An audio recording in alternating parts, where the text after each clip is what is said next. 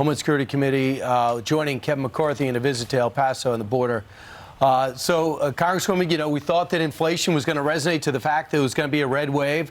I also thought when people became cognizant of what's happening at the border, that there was going to be a red wave.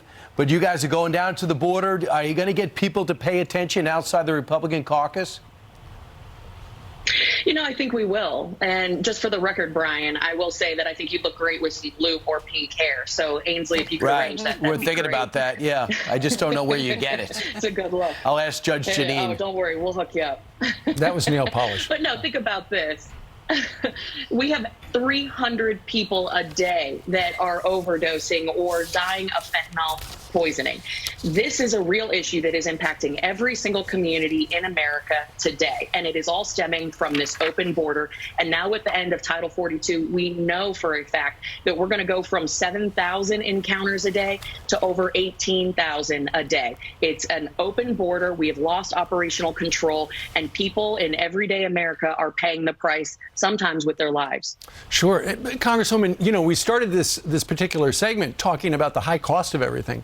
And I think the average person on this Thanksgiving, they don't blame Putin for the higher price of poultry. Some just blame the system.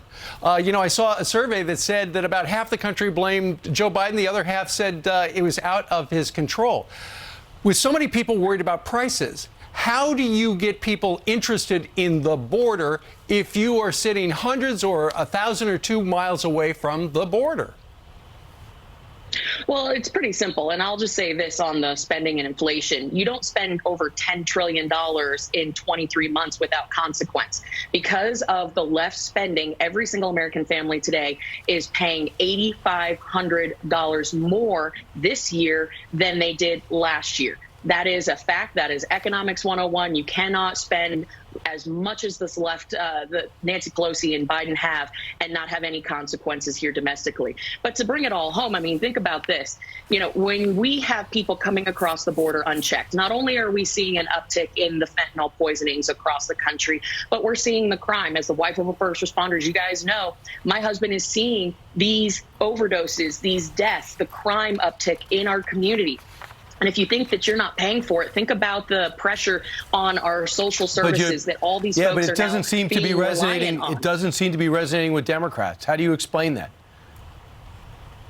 And I think that's the big thing, is it's become such a political issue, and our national security should not be a red or blue issue. It should be an American issue. Can you name any Democratic? Can you name a Democratic lawmaker that will join you at the border? Well, not today. That's unfortunate that today we don't have any Democrat lawmakers with us. But we're here to give thanks to all the men and women who have put their life on the line in trying to stem the flow of the illegals coming across our border. Privately, I can tell you I've had Democrat colleagues that have pulled me aside and said, listen, it's out of control. We need to do something. But when I ask them, why won't you speak out? Why won't you go to the border with us? Why won't you admit that we have a crisis? They said, I'll lose my committee assignments. There'll be retribution. I'll get primaried. And now that the Republicans have the House, they don't have to worry about that. So there should be no excuse anymore as to why Democrats don't work with Republicans in securing the border.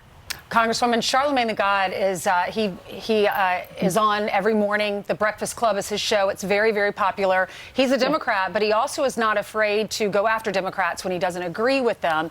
And he was talking about the next presidential election and Joe Biden and Kamala Harris and Pete Buttigieg. And he was also talking about Ron DeSantis and Donald Trump. And he said, we really need to look at your state, Florida. Listen to this. I think people are sleeping on Ron DeSantis. I think that, Ron DeSantis is a very, formidable opponent. I can't even believe the conversations I'm hearing where people are saying, I don't think he can win the national election. Why not? What would make him think that he can't win the national election? Sorry to tell y'all, man, I'm from the South. I'm from South Carolina. More of the country is more like Florida than, we may want to believe.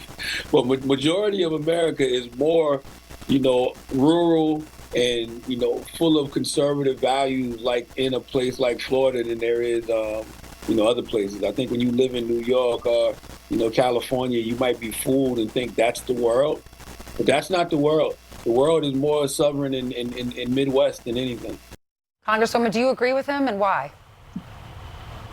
I absolutely do. And I just got to point out, that it's bad for the left when Comedy Central is having a conversation aired on national television like this, when they have absolutely gone after Republicans and conservatives for years. So I think this is incredible that Comedy Central is now coming around to this and actually admitting it out loud.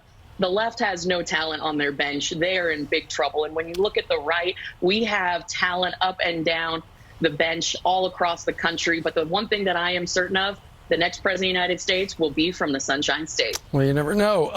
By the way, Charlemagne the God does a radio show here in New York called The Breakfast Club, and we spoke to him. Fox News Digital did yesterday. Congresswoman, thank you very much for joining us from the border. Have a successful trip down there. Thank you. You bet. Okay. Thank you. Happy Thanksgiving. You too. You too. Carly